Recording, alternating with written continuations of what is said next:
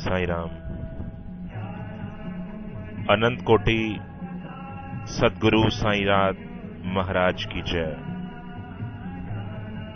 साईं सचित्र भक्तों के लिए भागवत गीता, रामायण, बाइबल और गुरु ग्रंथ के समान है। यह सचित्र बाबा के जीवन काल में घटित घटनाओं पर आधारित है, जिसे हेमांत पंत जी ने बाबा की आज्ञा लेकर संकलित किया था। प्रस्तुत ग्रंथ सारे संसार में साईं सचित्र के नाम से जाना जाता है और पूजा जाता है।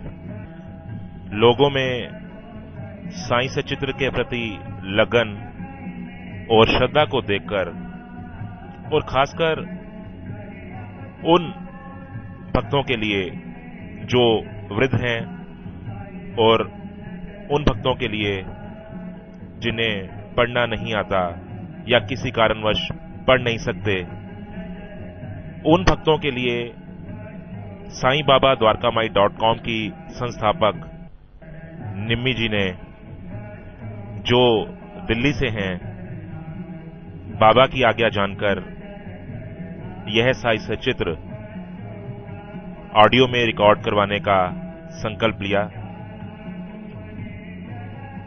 बाबा के सत्य वचन हैं कि जो कोई मेरे इस सचित्र का ध्यानपूर्वक श्रवण करेगा, वह उसके सभी कष्टों को दूर करेंगे। और हमारी भी साईंनाथ के चरणों में यही प्रार्थना है कि जो कोई भक्त इस सचित्र का श्रवण करे, उसके सब कष्ट दूर हों। और यह ऑडियो आप तक अपनी आवाज में ला रहे हैं अनिल, जो कि एफएम रेडियो में रणवीर के नाम से प्रसिद्ध हैं।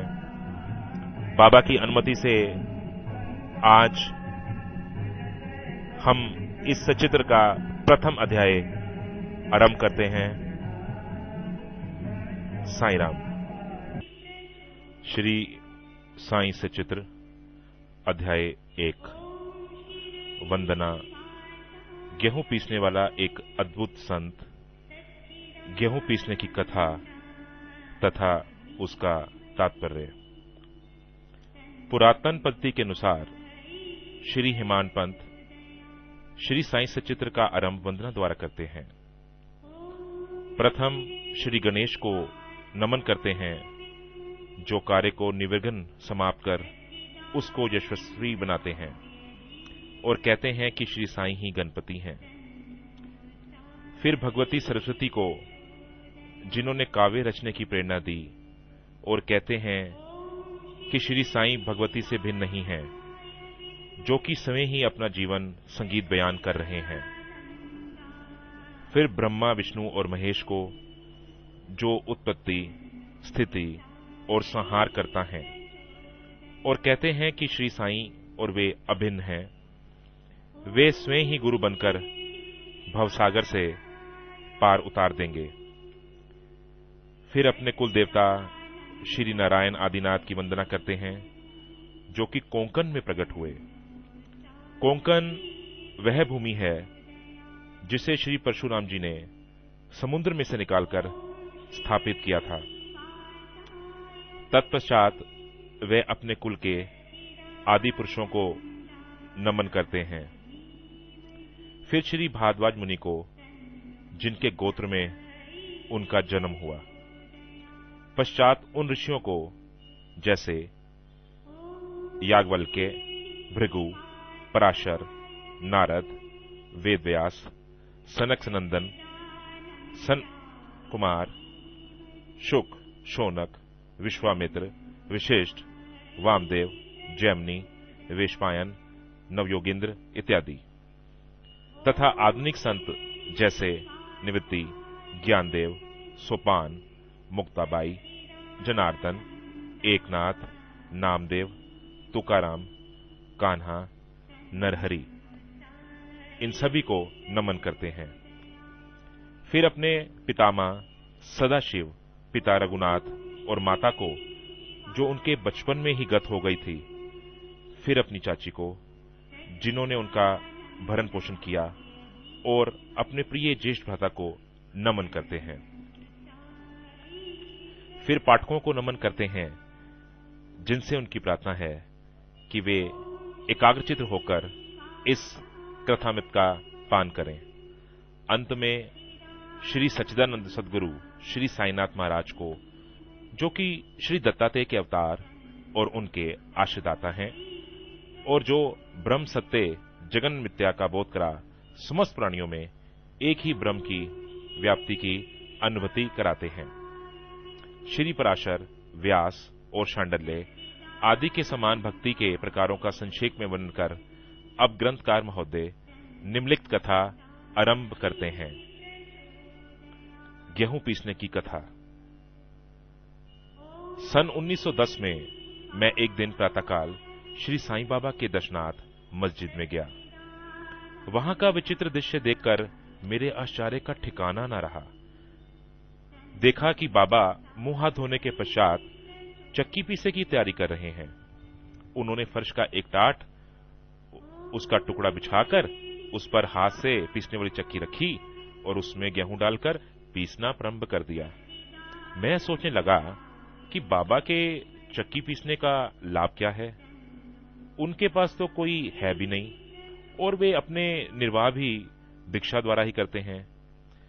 इस घटना के समय वहां उपस्थित अन्य व्यक्तियों की भी ऐसी ही धारणा थी, परंतु बाबा से पूछने का साहस किसे था।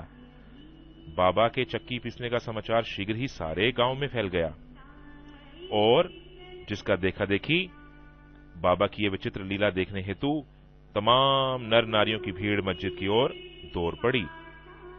उनमें से 4 निडर स्त्रियां भीड़ को चीरती हुई ऊपर आई और बाबा को बलपूर्वक वहां से हटाकर उनके हाथ से चक्की का खूंटा छीन लिया और उनकी लीलाओं का गायन करते हुए उन्होंने गेहूं पीसना प्रारंभ कर दिया। पहले तो बाबा क्रोधित हुए, फिर उनका भक्तिभाव देखकर वे शांत होकर मुस्कुराने लगे। पीसते पीसते उन स्त्रियों के मन में विचार आया कि बाबा के ना तो घर द्वार है और ना ही इनके कोई बाल बच्चे और ना ही देखरेख करने वाला कोई है। वे स्वयं ही भिक्षा द्वारा अपना निर्वाह करते हैं, अतः उन्हें अपने भोजन आदि के लिए इस आटे की आवश्यकता ही क्या है। बाबा तो परम दयालु है, हो सकता है ये आटा वे हम सब लोगों में बांट दें। इन्हीं विचारों में मगन रहकर और गीत गाते गाते उन्होंने सारा आटा पीस डाला। अब उन्होंने चक्की को हटाकर आटे को 4 भागों में बांट लिया और अपना अपना भाग लेकर वहां से जाने को हुई। अभी तक शांत मुद्दा में बाबा जो बैठे थे क्रोधित हो उठे और गुस्से में कहने लगे, स्त्रियों, क्या तुम पागल हो गई हो? तुम किसके बाप का माल हड़प कर ले जा रही हो?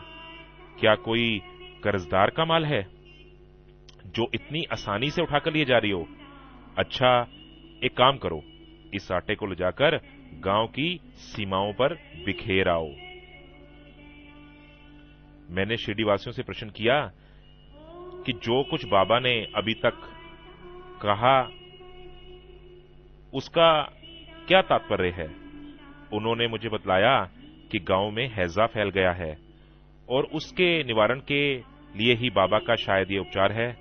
अभी जो कुछ आपने पीसते हुए देखा ना, वह गेहूं नहीं था बल्कि हैजा थी जो पीसकर नष्ट कर दी गई है।